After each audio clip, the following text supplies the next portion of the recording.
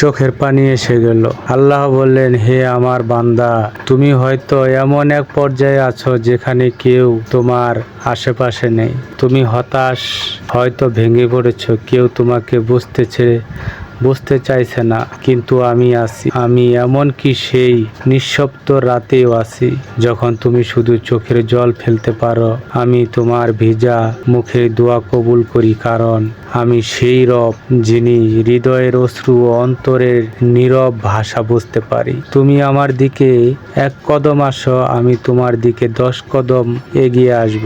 দুনিয়া তোমাকে ছেড়ে দিলেও তোমার রব সর্বদা তোমার কাছে আছে।